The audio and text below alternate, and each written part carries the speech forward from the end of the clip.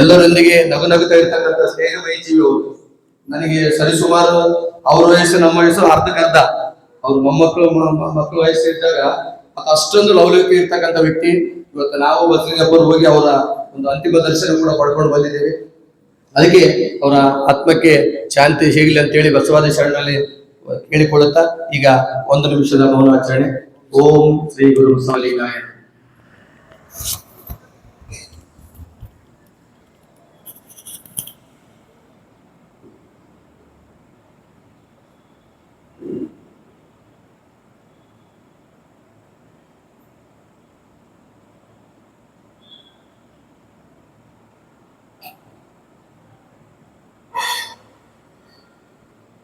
ಓಂ ಶ್ರೀ ಗುರು ಬಸವಲಿಂಗಾಯ. ಎಲ್ಲರಿಗೂ ಶರಣ. ಅನುಭವದ ವಿಷಯ ಶರಣರ ದೃಷ್ಟಿಯಲ್ಲಿ ಗುರು. ಈ ವಿಷಯದ ಕುರಿತು ಮಾತನಾಡುವುದಾದರೆ ಸಹೋದರ ಶರಣ ಶ್ರೀ ಶರಣಪ್ಪ ಹೊಸಳ್ಳಿ ಉಪನ್ಯಾಸಕರು, ಗವರ್ಮೆಂಟ್ PU ಕಾಲೇಜ್ ಸಿಂಧನೂರು, ಇವರಿಂದ ಅನುಭವದ ನುಡಿಗಳು.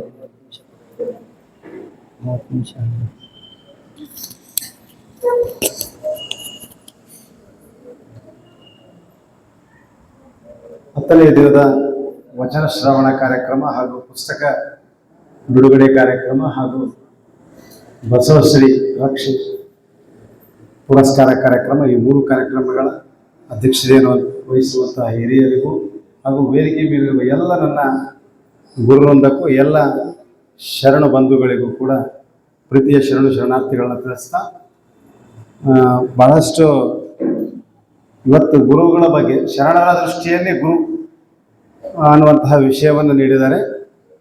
ಮೇಲೆ 35-40 ವರ್ಷಗಳ ಕಾಲ ಗುರುಗಳಾಗಿ ಶಿಷ್ಯರನ್ನು ತಯಾರಿಸಿದವ್ರನ್ನ ಹಿಂದೆ ಕೂರಿಸಿ 20 ವರ್ಷ ಕೂಡ ಪಾಠ ಸರಿ ಮಾಡಿಲ್ಲ ಅಂತದನ್ನ ನಿಂದ್ರಿಸಿ ಗುರುಗಳ ದೃಷ್ಟಿ, ಶರಣರ ದೃಷ್ಟಿ ಹೆಂಗಿತ್ತು ಅಂತ ಹೇಳಕ್ ಹಚ್ಚಾರಲ್ಲ. ಇದಕ್ಕಿಂತ ದೊಡ್ಡ ಪರೀಕ್ಷೆ ಶರಣರ ಮತ್ತೆ ಏನಿಲ್ಲ ಅನ್ಸಕತ್ತದ ನನಗೆ. ನನಗಿಂತ ಕಿರಿಯರಿಲ್ಲ, ಶಿವಭಕ್ತರಿಗಿಂತ ಹಿರಿಯರಿಲ್ಲ ಎನ್ನುವಂತಹ ಮಾತನ್ನು ನೆನೆಸ್ಕೊಳ್ತಾ, ಈ ಜಗದ ಜೀವಂತ ದೇವರುಗಳಂತ ನಾವು ನೆನೆಸುವಂತಹ 3 ದೇವರುಗಳು, ಆ ದೇವರುಗಳಲ್ಲಿ ತಂದೆ ತಾಯಿ ಗುರು. ಆ ತಂದೆ ತಾಯಿಯ ಬಗ್ಗೆ ನಾವು ಸಂಸ್ಕಾರವನ್ನು ಮನೆಯಲ್ಲಿ ಕೊಡ್ತೀವಿ. ಆ ಮನೆಯ ಸಂಸ್ಕಾರ ಬಿಟ್ಟರೆ ಹೊರಗಡೆ ಜಗತ್ತಿನಲ್ಲಿ ಸಂಸ್ಕಾರ ಕೊಡುವ ಏಕೈಕ ಯಾವುದೇ ಸ್ವಾರ್ಥವಿಲ್ಲದೆ ಕೊಡುವಂಥ ಜೀವಿ ದೈವ ಅಂದರೆ ಅದು ಗುರು ಮಾತ್ರ ಸಾಧ್ಯ. ಅಂತಹ ಗುರುವನ್ನ ವಚನಕಾರರು ಹೇಗೆ ನೋಡಿದ್ದಾರೆ ಅನ್ನುವಂಥದ್ದು ಅದು ಬಹಳಷ್ಟು ಇರುವಂತಹ ವಿಷಯ. ಈಗಾಗಲೇ ನಾವು ಬಹಳಷ್ಟು ಕೇಳಿರ್ತೀವಿ, ಗುರುವಿನ ಗುಲಾಮನಾಗುವ ತನಕ ದೊರೆಯದಣ್ಣ ಮುಕ್ತಿ ಅನ್ನುವಂಥ ದಾಸರು ವಾಣಿ ಇರ್ಬೋದು. ಜೊತೆಗೆ ಇವತ್ತಿನ ಮಾತುಗಳು ಕೇಳಿದ್ವಿ ನಾವು. ಒಂದ್ ಕಡೆ ಯಾರೋ ಕಬೀರದಾಸ ತುಳಸಿದಾಸರು, ನನಗೆ ಸರಿಯಾಗಿ ನೆನಪಾಗ್ತಿಲ್ಲ ಅವ್ರ ಹೆಸರು, ಒಂದ್ಸರಿ ಕೇಳಿದ್ರಂತ, ನಿನಗೆ ದೇವರು ಮತ್ತು ಗುರುಗಳು ಒಂದೇ ಸಾರಿ ಪ್ರತ್ಯಕ್ಷ ಆದ್ರೆ ಯಾರಿಗೆ ಮೊದಲು ನಮಸ್ಕಾರ ಮಾಡ್ತೀಯಪ್ಪ? ನಮ್ಗೆಲ್ಲ ದೇವ್ರು ಅನಿಸ್ಬಿಡುತ್ತೆ ಒಂದ್ ಕ್ಷಣ. ಆದ್ರೆ ಅವ್ರು ಹೇಳಿದ್ರು, ಇಲ್ಲ ನಾನು ಗುರುಗಳಿಗೆ ನಮಸ್ಕಾರ ಮಾಡ್ತೀನಿ. ಯಾಕೆ ಗುರುಗಳಿಗೆ ಯಾಕೆ ನಮಸ್ಕಾರ ಮಾಡಿದ್ರು? ಆ ದೇವ್ರು ಅದೇನಂತ ಕಲ್ಪನೆಯನ್ನ ನನಗೆ ಕೊಟ್ಟಂತ ಗುರು ಅನ್ನೋದು. ಅಂದ್ರೆ ಇದರ ಅರ್ಥ ಏನು? ಎಲ್ಲಕ್ಕಿಂತ ಮೊದಲು ಗುರುನೇ ಎನ್ನುವಂತಹ ಕಲ್ಪನೆಯನ್ನ ಅವತ್ತಿನಿಂದಲೂ ಕೂಡ ನೋಡ್ತಾ ಇದೀವಿ, ಇವತ್ತು ಕೂಡ ನೋಡಿದ್ವಲ್ಲ. ಅನ್ನದಾಸೋಹಿಗಳು ಇದ್ದಾರೆ ನಮ್ಮ ಜೊತೆಗೆ, ಜ್ಞಾನದಾಸೋಹಿಗಳಿದ್ದಾರೆ, ಮತ್ತೆ ಚೈತನ್ಯಶೀಲ ಇವತ್ತು ನಮ್ಮ ಜೊತೆಗಿದೆ. ಧರಯ್ಯ ಸರ್ ತೀರ್ಕೊಂಡಿದಾರಂತ ಅನಿಸ್ತಿಲ್ಲ, ಅನ್ಸೋದು ಇಲ್ಲ ನಮ್ಗೆ. ಆ ಪುಣ್ಯಾತ್ಮ ರೋಡಲ್ಲಿ ಹೊಂಟ್ರೆ ಸಾಕು, ಆ ಗುರುತ್ವ ನಮ್ಮ ಕೈ ನಮಸ್ಕಾರ ಕೈ ಎದ್ಬಿಡ್ದುದು. ಅವರಿಂದ ಕಲ್ತಿಲ್ಲ ನಾವು, ಆದ್ರೆ ಆ ನಡೆಯುವ ನಡಿಗೆ, ಆತನ ಮಾತು, 90ರ ಹರೆಯದ ಮಾತುಗಳಿದ್ವಲ್ಲ, ಆ ಗುರು ಹೇಗಿರ್ಬೇಕನ್ನೋದನ್ನ ಆ ವ್ಯಕ್ತಿತ್ವ ತೋರಿಸ್ತದೆ ನಮಗೆ. ನಾವು ಬೈತಿದ್ದೀವಿ, ನಿಮ್ಗೆ ವಯಸ್ಸಾಗಲ್ಲ ಅನ್ಸರ, ಇಲ್ಲೇ ಅದೇ ಒಂದು ಚೇತನಗಳು ನಮ್ಮ ಮುಂದೆ ಒಂದು ಹಾಕಿದ್ರು. ಅವು ನೋಡಿಬಿಟ್ರೆ ಆ ಕಳ ಮುಖದಲ್ಲಿರುವ ಪ್ರಕಾಶಮಾನ ನೋಡಿಬಿಟ್ರೆ ಇವ್ರಿಗೆ ವಯಸ್ಸಾಗದೇ ಇಲ್ಲ ಅಂತ. ನಿಜಗಳು ಗುರುಗಳಿಗೆ ವಯಸ್ಸಾಗೋದಿಲ್ಲ. ಸತ್ಯ ಏನಂದ್ರೆ ಗುರುವಿಗೆ ವಯಸ್ಸಾಗೋದಿಲ್ಲ, ದೇಹಕ್ಕೆ ವಯಸ್ಸಾಗ್ಬೋದು, ಒಳಗಿನ ಚೈತನ್ಯಕ್ಕೆ ವಯಸ್ಸಾಗೋದಿಲ್ಲ. ಅವು ನಮ್ಮ ಮುಂದೆ ಕೂತಾವಲ್ಲ, ಅವುಗಳು ಪ್ರಕಾಶಮಾನವಾದ ಮುಖದ ತೇಜಸ್ಸು ನೋಡಿದ್ರೆ ಅನಿಸ್ತದೆ ನನಗಂತೂ ಸಾರ್ಥಕತೆ ಐತೆ ಆ ವೃತ್ತಿಯಲ್ಲಿ ಇದೀನಿ ಅನ್ನೋದಕ್ಕೆ. ಅಂಥ ಸಾರ್ಥಕತೆಯ ಬಗ್ಗೆ ಶರಣರ ಮಾತುಗಳನ್ನು ನೋಡ್ತಾ ಹೋದ್ರೆ, ಅಕ್ಕನ ಮಾತು ನೋಡ್ತಾ ಹೋದ್ರೆ, ನರಜನ್ಮವ ತೊಡೆದು ಹರಜನ್ಮವ ಮಾಡಿದ ಗುರುವೇ, ಭವಬಂಧನವ ಬಿಡಿಸಿ ಪರಮ ಸುಖವ ತೋರಿಸಿದ ಗುರುವೇ, ಭವಿ ಎಂಬುದ ತೊಡೆದು ಭಕ್ತೆ ಎಂದೆನಿಸಿದ ಗುರುವೇ, ಚನ್ನ ಮಲ್ಲಿಕಾರ್ಜುನನನ್ನ ಕೈವಶಕ್ಕೆ ಕೊಟ್ಟ ಗುರುವೇ, ನಮೋ ನಮೋಹೋ ಎನ್ನುವಂತಹ ಮಾತನ್ನ ಅಕ್ಕ ಮಹಾದೇವಿಯವರು ತಮ್ಮ ವಚನದ ಮೂಲಕ ಹೇಳ್ತಾರೆ. ಅಂದ್ರೆ ಇಲ್ಲಿ ಗುರು ಹೇಗೆ ಒಬ್ಬ ವ್ಯಕ್ತಿಯನ್ನ ಪರಿವರ್ತಿಸಬಲ್ಲ ಅಂತ. ನರನನ್ನ ಹರನನ್ನಾಗಿ ಮಾಡುವಂಥದ್ದಿರ್ಬೋದು, ಭವಬಂಧನಗಳಿಂದ ಬಿಡಿಸಿ ಪರಮ ಸುಖ, ನಿಜವಾದ ಸುಖ ಯಾವುದು ಅನ್ನುವಂಥ ಕಲ್ಪನೆಯನ್ನ ಮೂಡಿಸಿದ್ದಿರ್ಬೋದು. ಭವಿಯಾಗಿ ಇದ್ದವರನ್ನ ಭಕ್ತರಾಗಿ ಹೇಗೆ ಪರಿವರ್ತನೆ ಮಾಡಿದ್ರು ಗುರು, ಅಂತಹ ಚನ್ನಮಲ್ಲಿಕಾರ್ಜುನನೇ ನನ್ನ ಕೈವಶ ಮಾಡಿದಂಥ ಗುರುವೇ ನಿನಗೆ ನಾನು ನಮೋ ನಮೋ ಅನ್ನುವಂಥ ಮಾತು. ಆ ಗುರು ಅನ್ನೋ ಪದ ಬಹಳ ಸರಳ ಇದೆ. ಅಂಧಕಾರ, ಗು ಅಂದ್ರೆ ರು ಅಂದ್ರೆ ನಾಶಪಡಿಸುವಂಥದ್ದು. ಯಾವರಲ್ಲಿರುವ ಅಂಧಕಾರವನ್ನ ನಾಶಪಡಿಸುವ ಶಕ್ತಿ ಇದೆಯೋ ಅದೇ ಗುರು ಅನ್ನುವಂತಹ ಮಾತು. ಜೊತೆಗೆ ಎಲ್ಲದರಲ್ಲೂ ಕೂಡ ಮೊದಲೇ ಸಹೋದರಿ ಅರ್ಚನಾ ಕೀರ್ತನ ಇರ್ಬೇಕು, ಮುಂಚೆ ಒಂದು ವಚನವನ್ನ ಹೇಳಿದೆ, ಮಡಿಕೆಗೆ ಮಣ್ಣೆ ಮೊದಲು, ತೊಡುಗೆಗೆ ಹೊನ್ನೆ ಮೊದಲು, ಶಿವಪಥವನ್ನ ಅರಿವಡೆ ಗುರುಪಥವೇ ಮೊದಲು. ಶಿವನ ಸಾಕ್ಷಾತ್ಕಾರ, ಶಿವನ ಹಾದಿ ಅಂತ ನಾವೇನಾದ್ರೂ ಯೋಚನೆ ಮಾಡ್ಲಿಕ್ಕೆ ಹೋದ್ರೆ ಆ ದಾರಿ ಗುರುತು ಮಾಡೋರು ಗುರು ಅಂತ. ಗುರುಪಥವನ್ನ ಅರಿಯದೆ ಶಿವಪಥವನ್ನ ಅರಿಯಲು ಸಾಧ್ಯವಿಲ್ಲ ಅನ್ನುವಂಥ ಮಾತು ಆ ಸೋದರಿಯ ವಚನದ ಪ್ರಾರ್ಥನೆಯಲ್ಲಿ ಕೇಳಿದ್ವಿ ನಾವು. ಅದು ನಿಜವಾಗ್ಲೂ ಕೂಡಲ ಸಂಗನ ಶರಣನ ಕೂಡಲ ಸಂಗಮ ದೇವನ ಅರಿಬೇಕಾದ್ರೆ ಶರಣರ ಸಂಘದಾಗಿರು ನೀನು ಅಂತ. ಅಂದ್ರೆ ಯಾರ ಜೊತೆಗೆ ಇರ್ತೀವಿ, ಯಾರು ನಮ್ಮ ಹಿಂದಿದ್ದಾರೆ ಅನ್ನುವುದರ ಮೂಲಕ ನನ್ನ ವ್ಯಕ್ತಿತ್ವ ನಿರ್ಮಾಣ ಆಗ್ತದೆ. ಆ ರೀತಿಯ ಭಾವಗಳನ್ನು ಅದರಲ್ಲಿ ಹೇಳಿದ್ರು. ಇನ್ನೊಂದು ವಚನದಲ್ಲಿ ಕೂಡ ಹೇಳ್ತಾರೆ, ಅರಿದಿಹನೆಂದೆಡೆ ಅರಿವಿಂಗೆ ಸಾಧ್ಯ, ನೆನೆದಿಹನೆಂದೆಡೆ ನೆನಹಿಂಗೆ ಸಾಧ್ಯ, ಭಾವಿಸಿಹದನೆಂದೆಡೆ ಭಾವಕ್ಕೆ ಸಾಧ್ಯ, ವಾಂಗ್ಮನಕ್ಕೆ ಗೋಚರ, ಲಿಂಗವ ಅರಿಯ ಪರ್ಯಂತಯ್ಯ ಗುರು ತೋರದನ್ನಕ್ಕ.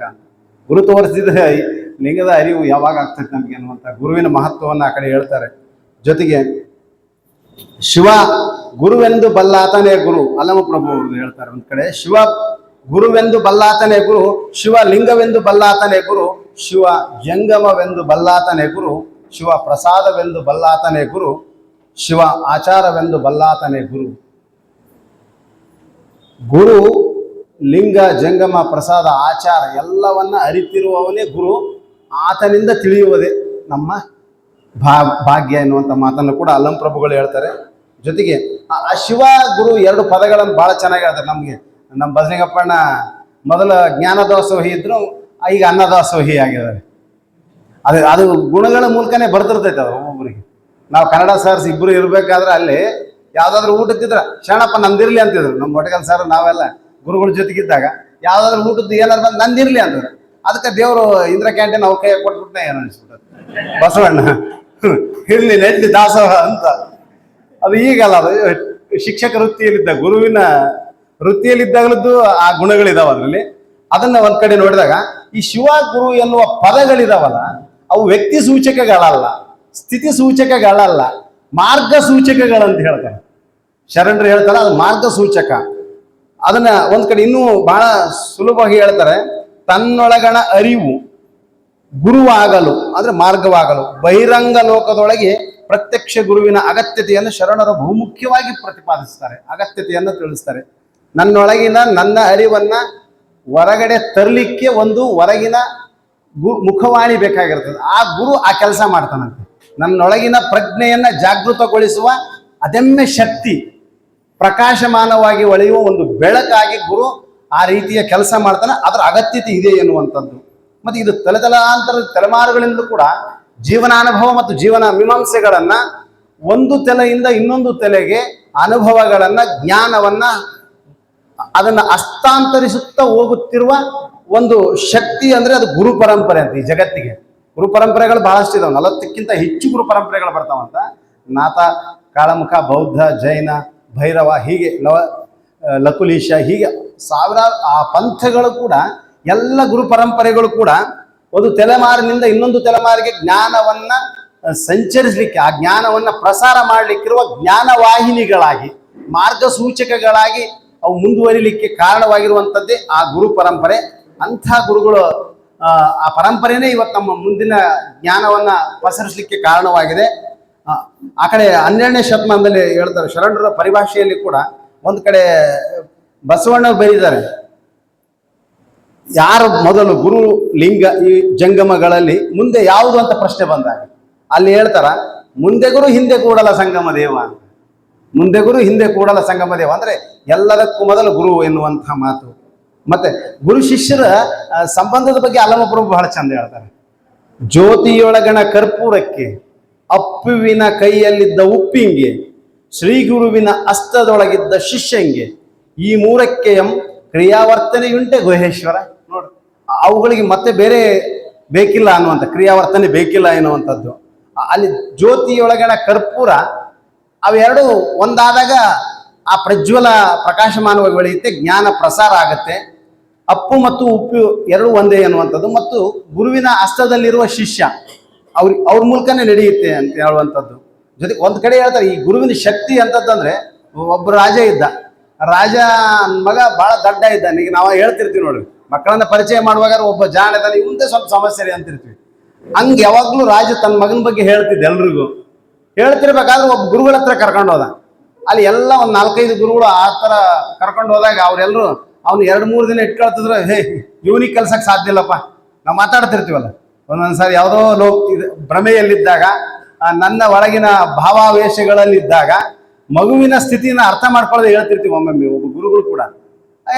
ಇವನಿಗೆ ಕೆಲ್ಸಕ್ಕೆ ಆಗಲ್ಲ ಅಂತ ಭಾಳ 4-5 ಗುರುಗಳು ದಬ್ಬಿಬಿಟ್ರು ಆ ಹುಡುಗನ, ರಾಜನ ಮಗ. ಲಾಸ್ಟಿಗೆ ಗುರುಗಳು, ಅವ್ನ ರಾಜಕ್ಕೆ ಬೇಜಾರಾಯ್ತು, ನನ್ನ ಮಗನಿಗೆ ಏನಾದರೂ ಕಲಿಸ್ಬೇಕು ಚೆನ್ನಾಗಿರೋದು.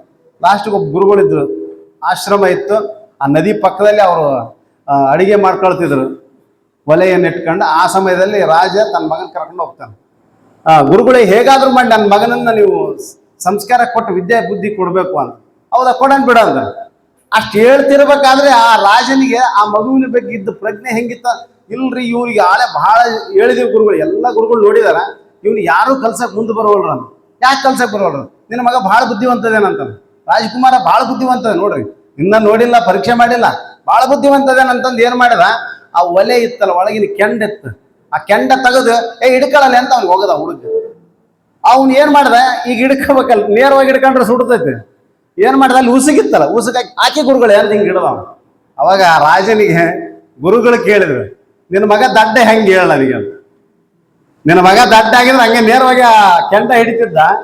ಅವ್ನು ಮತ್ತೆ ಉಸುಗಿ ಕೈಯಾಗಿ ತಗೊಂಡು ಮೇಲೆ ಕೆಂಡ ಹಾಕಿ ಅಂತ ಅನ್ನದ್ರ ಅವ್ನು ಬುದ್ಧಿವಂತ ಅಲ್ಲ, ಅದು ಸುಡ್ತೈತೆ ಅನ್ನೋ ಪ್ರಜ್ಞೆ ಐತಿಲ್ಲ ಅವ್ರಿಗೆ. ಸಾಕು ಹೋಗವ್ನು ಜಾಣದನ. ಅಂದ್ರೆ ನೋಡುವ ದೃಷ್ಟಿ, ಒಬ್ಬ ಗುರುವಿನ ತಾಕತ್ ಹೆಂಗಿರುತ್ತಂದ್ರೆ, ಒಬ್ಬ ಶಿಷ್ಯನ ಮನಸ್ಥಿತಿಯನ್ನು ಅರ್ಥ ಮಾಡ್ಕೊಂಡು ಶಿಷ್ಯನೊಳಗೆ ಬೆಳೆಸುವ ಪ್ರಕ್ರಿಯೆ ಇದೆಯಲ್ಲ, ಅವನ ಬೆಳಕು ಕೊಡೋದು ಈ ರೀತಿಯಲ್ಲೂ ಕೂಡ ಇರುತ್ತೆ ಅಂತ. ಅದಕ್ಕೆ ಹೇಳ್ತಾರೆ ಒಂದ್ ಕಡೆ, ಎಲ್ಲವನ್ನ ಬೆಳೆಸುವಂಥದ್ದು ಗುರುತ್ವ ಹೇಗಿರುತ್ತಂದ್ರೆ, ವೇದಾದಿ ನಾಮ ನಿರ್ನಾಮ ಮಹತ್ವಂ ಮಮ ರೂಪಕಂ ಗುರುಕ್ತ ಮಂತ್ರ ಮಾರ್ಗೇಣ. ಬಹಳ ಚೆನ್ನಾಗಿ ಹೇಳ್ತಾರಲ್ಲ ಬಸವಣ್ಣವ್ರು. ಬಹಳ ವಿಸ್ತರಿಸ್ಲಿಕ್ಕೆ ಹೋಗೋದಿಲ್ಲ, ಸಮಯದ ಮಿತಿ ಇದೆ, ಅದರೊಳಗೆ ಎಷ್ಟು ಸಾಧ್ಯ ಅದನ್ನು ಇದು ಮಾಡ್ಲಿಕ್ಕೆ ಸಾಧ್ಯ ಆಗ್ತದೆ. ವೇದಾಂತಗಳಿಂದ ಸೃಷ್ಟಿಸಲ್ಪಟ್ಟ ಅಸಂಖ್ಯಾತ ನಾಮರೂಪಗಳನ್ನ ನಿರ್ನಾಮಗೊಳಿಸುವ ಮಹತ್ವ ಯಾವುದಿದೆಯೋ ಅದೇ ಗುರು ಮಾರ್ಗದ ಮಂತ್ರ. ಕಲ್ಪಿತ ಭ್ರಮೆ, ಭ್ರಾಂತಿ, ಆಸೆ, ಭೌತಿಕ ರೂಪಗಳಾದ ರೂಪ, ಬಣ್ಣ, ಗಾತ್ರ, ಸೋಲು, ಗೆಲುವು, ಕಾರ್ಯ, ಒಳಸಂಚು, ಜಾತಿ, ಅಸಹನೆ, ಅತೃಪ್ತಿ, ಇವುಗಳು ಭ್ರಮೆಗಳು. ಇವುಗಳನ್ನ ನಮ್ಮೊಳಗಿನ ಹಾಮ್ ಆಳ್ತಿರುತ್ತಂತೆ. ಆ ಹಾಮನ್ನ ಓಡಿಸುವ ಶಕ್ತಿ ಇರುವಂಥದ್ದು ಗುರುವಿಗೆ ಅಂತ ಹೇಳ್ತಾನೆ.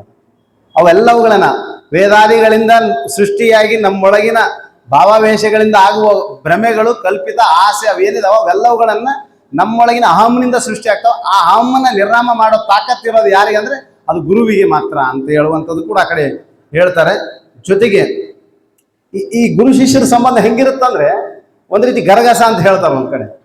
ಭಕ್ತಿ ಎಂಬುದು ಮಾಡಬಾರದು ಗರಗಸದಂತೆ, ಹೋಗುತ್ತಾ ಕೊರೆದು ಬರುತ್ತ ಕೊಯ್ಯುವುದು, ಘಟಸರ್ಪದಲ್ಲಿ ಕೈ ದೂಳ್ಕಿದೊಡೆ ಹಿಡಿಯುವುದು ಮಾಪದೆ ಕೂಡಲ ಸಂಗಮ ದೇವ. ಅದು ಹೋಗ್ಬೇಕಾದ್ರೂ ಕೆಲಸ ಮಾಡುತ್ತೋ, ಬರಬೇಕಾದ್ರೂ. ಗುರು ಶಿಷ್ಯರ ನಡುವೆ ಗುರುವಾದವನು ಏನನ್ನ ಹೇಳಿದ್ರು ಕೂಡ ಅದು ಶಿಷ್ಯನಲ್ಲಿ ಒಂದು ಬದಲಾವಣೆಯನ್ನು ತರುವಷ್ಟು ಶಕ್ತಿ ಇರುತ್ತೆ. ಅದರ ವಿಶ್ಲೇಷಣೆ ಇನ್ನೂ ಇದೆ, ಅದನ್ನ ನನ್ನಿಂದ ಅದು ಅಷ್ಟು ಸಾಧ್ಯ ಆಗ್ತಿಲ್ಲ, ಅಷ್ಟು ಮಾತ್ರ ಹೇಳ್ತೀನಿ. ಜೊತೆಗೆ ಅಲ್ಲಮ ಪ್ರಭುಗಳು ಕೂಡ ಬಹಳ ಮಾರ್ಮಿಕವಾಗಿ ಮಾತಾಡ್ತಾರೆ. ಆಲಮ ಪ್ರಭುಗಳ ನಿಗೂಢತೆ ಬೆಳಗಿನ ವಚನಗಳನ್ನ ವಿಶ್ಲೇಷಣೆ, ಒಂದೊಂದು ವಚನಗಳ ಮೇಲೂ ಕೂಡ PhD ಮಾಡ್ಬೋದು ಅಂತ ವಚನಗಳು ಅಲ್ಲಮ ಪ್ರಭುಗಳಿದಾವ. ಕಂಡುದು ಹಿಡಿಯಲಲ್ಲದು, ಕಾಣುವುದ ನರಸಿ ಹಿಡಿದೆನೆಂದಡೆ, ಸಿಕ್ಕದೆಂಬ ಬಳಲಿಕೆಯ ನೋಡ, ಕಂಡುದನೆ ಕಂಡು ಗುರುಪಾದ ವಿಡಿದಲ್ಲಿ, ಕಾಣಬಾರದುದು ಕಾಣಬಹುದು ಗುಹೇಶ್ವರ. ಗುರುಪಾದ ಹಿಡಿದ್ರೆ ಸಾಕು, ಎಲ್ಲವೂ ದರ್ಶನ ಸಾಧ್ಯ ಅಂತ ಹೇಳುವಂಥ ಮಾತು. ಜೊತೆಗೆ ಇತ್ತೀಚಿನ ಕೆಲವು ಹೊರಗಿನ ಸಾಮಾಜಿಕ ವ್ಯವಸ್ಥೆ ನೋಡಿದ್ರೆ ಉರ್ಲಿಂಗಿ ಪೆದ್ದಿಪ್ರಿಯ ಅವರ ವಚನಗಳ ನೆನಪಾಗ್ತಾನೆ. ಅಲ್ಲಿ ಬರೀತಾರವ್ರು ಯಾರು ಹೆಂಗಿರ್ಬೇಕು ಅಂತ. ಲಘು ಗುರುವಪ್ಪನೆ ಅಂತ, ಗುರುವಿನ ವರ್ತನೆ ಮತ್ತು ಬೇರೆಯವರ ವರ್ತನೆಗೂ ಬಹಳ ವ್ಯತ್ಯಾಸ ಅದೇವ ಅಂತ ಹೇಳ್ತಾನ. ಲಘು ಎಂದಿಗೂ ಗುರು ಆಗೋದಿಲ್ಲ. ಲಘು ಎಂದಿಗೂ ಗುರು ಆಗೋದಿಲ್ಲ. ಅದು ನಮ್ಮ ಛಂದಸ್ಸಿನಾಗೂ ಆಗೋದಿಲ್ಲ, ಹೊರಗೂ ಆಗೋದಿಲ್ಲ. ಲಘು ಗುರುವಪ್ಪನೆ, ಗುರು ಲಘುವಪ್ಪನೆ. ಮತ್ತೆ ಗುರು ಎಂದು ಲಘು ಆಗ್ಬಾರ್ದು, ಆಗದು ಎರಡೂ ತಪ್ಪವು. ಲಘು ಎಂದಿಗೂ ಗುರು ಆಗಕ್ಕೆ ಸಾಧ್ಯ ಇಲ್ಲ, ಗುರು ಮತ್ತೆ ಲಘು ಆಗ್ಬಾರ್ದು. ಅವೆರಡು ಬಹಳ ಸುಂದರವಾದ ಪದಗಳನ್ನ ಮುಂದೆ ಬಿಡಿಸ್ತಾರ. ಗುರು ಗುರುವೇ, ಲಘು ಲಘುವೇ. ಶ್ರೀ ಗುರು ಲಘು ವರ್ತನದಲ್ಲಿ ವರ್ತಿಸಿದಡೆ ಆಗದು ಆಚಾರ. ಶ್ರೇಷ್ಠತೆ ಗುರು ಅನ್ನುವಂಥ ವ್ಯಕ್ತಿತ್ವ, ಅದು ವರ್ತನೆ ಹೆಂಗಿರ್ಬೇಕಂದ್ರೆ ಲಘುವಾಗಿರಬಾರ್ದು. ಲಘು ಅಂದ್ರೆ ಸಣ್ಣ, ಹಗುರ, ಸಂಕುಚಿತ, ಕೀಳಾದ ಆ ವರ್ತನೆಗಳ ವ್ಯಕ್ತಿತ್ವ. ಈಗ ನಾನಿಲ್ಲಿ ನಿಂತ್ಕೊಂಡು ಮದ್ಯಪಾನ ಆರೋಗ್ಯಕ್ಕೆ ಹಾನಿಕರ ಅಂದ ಮೇಲೆ ಅದನ್ನ ನಾನೇ ತಗೊಳ್ತಿದ್ರೆ, ಲಘು ವರ್ತನದಲ್ಲಿ ವರ್ತಿಸಿದಡೆ ಆಗದು ಆಚಾರ. ನಾನು ಏನು ಮಾಡ್ತೀನಿ ಅದನ್ನಷ್ಟೇ ಹೇಳ್ಬೋದು, ಮಾಡಲಾರ್ದು ಹೇಳಬಾರ್ದು. ನನ್ನ ನಡೆ, ನನ್ನ ನುಡಿ ಒಂದು ಆಗ್ಲೇಬೇಕು. ಅದು ಇವತ್ತಿನ ಗುರುಗಳಲ್ಲಿ ಸ್ವಲ್ಪ ಕಷ್ಟ ಆಗತ್ತೆ, ನೋಡ್ತಿದೀವಿ. ಎಲ್ಲೋ ಒಬ್ಬ ಗುರು ಕೆಟ್ಟನಂದ್ರೆ ಆ ಇಡೀ ಸಮುದಾಯವನ್ನು ನಾವು ಆ ಥರ ನೋಡಕ್ ಹೊಂಟಿದ್ವಿ. ಇದಾವ ಅಪರಂಜಿ ಗುರುಗಳು ಇದಾವ. ಎಲ್ಲೋ ಒಬ್ಬ ಕುಡಿದು ಒಂದು ಶಾಲೆಗೆ 24 ಗಂಟೆ ಬಿದ್ದಾನಂದ ತಕ್ಷಣ ಇಡೀ ಶಿಕ್ಷಕ ಸಮುದಾಯ ಹಂಗಿಲ್ಲ. ಏನೋ ಒಂದು ಇರ್ತಾವ, ಎಲ್ಲಾದ್ರೂ ಇರ್ತಾವ ಒಂದು. ಆ ಥರದ ವರ್ತನೆ ಇರಬಾರ್ದು ಅಂತ ಹೇಳ್ತಾರೆ. ಗುರುಲಿಂಗ ಪೆದ್ದಿಪ್ರಿಯ ಹೇಳ್ತಾರ, ಶ್ರೀ ಗುರು ಲಘು ವರ್ತನದಲ್ಲಿ ವರ್ತಿಸಿದಡೆ ಆಗದು ಆಚಾರ. ಶ್ರೀ ಗುರು ಲಿಂಗ ಜಂಗಮ ಪ್ರಸಾದವನ್ನು ತಾನೇ ಲಘು ಮಾಡಿ ಲಘುವಾದನೆಯೇ ಗುರುಲಿಂಗ ಪದ್ಯಪ್ರಿಯ ವಿಶ್ವೇಶ್ವರ. ಯಾವನ್ನ ಲಘು ಮಾಡಬಾರ್ದು ಅನ್ನೋದು ಗೊತ್ತಿರ್ಬೇಕು. ಗುರುವಾಗಿರ್ಬೇಕು. ತನ್ನ ಶ್ರೇಷ್ಠತೆಯನ್ನು ಎಂದೂ ಬಿಟ್ಕೊಡ್ಬಾರ್ದು, ತನ್ನ ಇದನ್ನು ಬಿಟ್ಕೊಡ್ಬಾರ್ದು. ಒಮ್ಮೆ ಹೆಂಗಿತ್ತಂದ್ರೆ ಗುರುಗಳು ಆ ಜ್ಞಾನ ಹೇಗಿರುತ್ತಂದ್ರೆ, ಒಮ್ಮೆ ಶಿಷ್ಯರ ಜೊತೆ ನದಿ ದಾಟ್ತಾ ಇದ್ರು. ನದಿ ದಾಟ್ತಿರ್ಬೇಕಾದ್ರೆ ನದಿ ತುಂಬಿ ಬರ್ತಿತ್ತಂತ. ತುಂಬಿ ಬರುವ ನದಿಗೆ ಒಂದು ಹುಡುಗಿ ಆ ನದಿ ದಾಟಿ ಶಾಲೆಗೆ ಹೋಗ್ಬೇಕಾಗಿತ್ತು. 18 ವರ್ಷದ ಹುಡುಗಿ, PU ಕಾಲೇಜ್ ಅನ್ಕೊಂಡ್ರೆ ಸದ್ಯಕ್ಕೆ. ಆ ಮಗು ಆ ಕಡೆ ದಾಟ್ಬೇಕಾಗೈತೆ. ಗುರುಗಳಿದಾರ, ಹಿಂದಿಬ್ರು ಶಿಷ್ಯರು ಬಂದ್ರೆ ಅಷ್ಟದಿ ಒಂದು ಉಪನ್ಯಾಸ ಆಗಿತ್ತು ಆ ಶಿಷ್ಯರಿಗೆ. ಯಾವುದನ್ನು ಕೂಡ ನಾವು ಕಾಮ ವ್ಯಾಮೋಹಗಳಿಂದ ದೂರ ಇರಬೇಕು, ಮನುಷ್ಯ ಚಂಚಲ ಮನಸ್ಸನ್ನ ಆಗ್ಬಾರ್ದು ಅನ್ನುವಂತಹ ದೃಷ್ಟಿಯಿಂದ ಮಾತಾಡಿದ್ರು. ಮಕ್ಕಳಿಗೆ ಹೇಳಿದ್ರು, ಅವರಿಗೆ ಶಿಷ್ಯರಿಗೆ. ಅದಾದ್ಮೇಲೆ ಈ ಘಟನೆ ನಡೀತಿ. ಹೊರಗಡೆ ಹೊಂಟಿದ್ರು, ಹೊಳೆ ತುಂಬಿ ಸ್ವಲ್ಪ ನಡ್ಕೊಂಡು ಹೋಗ್ಲಿಕ್ಕೆ ನಡೀತಿತ್ತು.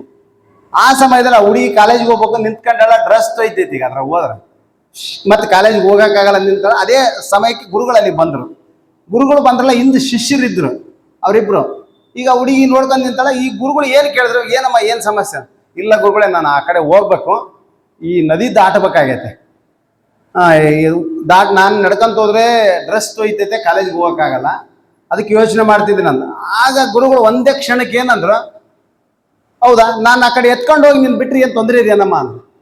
ನನ್ಗೇನಿಲ್ಲ ಅಂದ್ರು. 18 ವರ್ಷದ ಹುಡುಗಿ ನನಗೇನಿಲ್ಲ ಅಂದಾಗ ಅವ್ರು ಏನು ಮಾಡಿದ್ರು, ಗುರುಗಳು ಎತ್ಕೊಂಡು ಹೋಗಿ ಆ ಕಡೆ ಇಳಿಸಿದ್ರು. ಇಳಿಸಿ ಮುಂದಕ್ಕೆ ಹಂಗೆ ಶಿಷ್ಯರು ಗುರುಗಳು ನಡ್ಕೊಂತ ಹೊಂಟಿದ್ರು. ಆಮೇಲೆ ಶಿಷ್ಯರು ಅಲ್ಲಿ ತನಕ ಚಂದ ಮಾತಾಡ್ತಿದ್ರು, ಗುರುಗಳು ಕೂಡ. ಈ ಮಾತು ಕಮ್ಮಿ ಆದವು, ಡಿಸ್ಟೆನ್ಸ್ ಜಾಸ್ತಿ ಆಯ್ತು, ಗಪ್ಪ ಆಗ್ಬಿಟ್ರು. ಆಮೇಲೆ ಗುರುಗಳಿಗೆ ಆಶ್ಚರ್ಯ, ಯಾಕೋ ನೀವು ಏನು ಮಾತಾಡ್ತಿಲ್ಲಲ್ಲ? ಏನು ಮಾತಾಡ್ಬೇಕು? 2-3 ಕಿಲೋಮೀಟರ್ ಬಂದಾರೆ, ಹಂಗೆ ಮಾತಾಡ್ತೀವಿ. ಏನು ಮಾತಾಡವಲ್ರು ಗುರುಗಳು, ಶಿಷ್ಯರು ಮಾತಾಡವಲ್ರು ಗುರುಗಳು. ಲಾಸ್ಟಿಗೆ ಗುರುಗಳಿಗೆ ಅನುಮಾನ ಬಂದು ಕೇಳಿದ್ರಿ, ಏನಾಯ್ತು, ಯಾಕೆ ಮಾತಾಡ್ತಿಲ್ಲ ನನ್ನ ಜೊತೆಗೆ? ಏನು ಗುರುಗಳೇ, ನೀವೇನು ಹೇಳಿದ್ರಿ ಆಶ್ರಮದಾಗ ಕೂತಾಗ ಉಪನ್ಯಾಸ ಏನು ಮಾಡಿದ್ರಿ? ಯಾವುದನ್ನು ಹಚ್ಕೊಳ್ಬಾರ್ದು, ಯಾವುದ್ರ ಹಿಂದೆ ಇದು ಮಾಡಬಾರ್ದು, ಯಾವುದನ್ನು ನಾವು ಕಾಮ ವ್ಯಾಮೋಹಕ್ಕೆ ಒಳಗಾಗಬಾರ್ದು, ಸೌಂದರ್ಯ ಈ ಥರದ ಇವುಗಳಿಗೆ ಬಲಿ ಆಗ್ಬಾರ್ದು ಅಂತ ಹೇಳಿದ್ರಿ. ಮತ್ತೆ ನೀವೇನು ಮಾಡಿದ್ರಿ? ನೀವು ಆ ಹುಡುಗಿನ ಒತ್ಕೊಂಡು ಬಂದಿರಲ್ಲ ನದಿಯಾಗ, ಆ ಹುಡುಗಿ ವಯಸ್ಸಿನ ಹುಡುಗಿನ ಒತ್ಕೊಂಡು ಬಂದಿರಲ್ಲ. ಮತ್ತೆ ನೀವು ಅಲ್ಲಿ ಏನು ಹೇಳಿದ್ರಿ? ಆಮೇಲೆ ಗುರುಗಳು ಹೇಳಿದ್ರು, ನಾನು ಎಷ್ಟೊತ್ತು ಒತ್ಕೊಂಡಿದ್ದೆ ಅಂತ ಕೇಳಿದ್ರು. ಆ ನದಿ ದಾಟತಾನ ಅಷ್ಟೇ ಒತ್ಕೊಂಡಿದ್ದೆ ನಾನು. ಈಗ ನೀವು 3 ಕಿಲೋಮೀಟರ್ ಒತ್ಕೊಂಡು ಬಂದಿದ್ಯಲ್ಲಪ್ಪ ಅಂದ್ರು.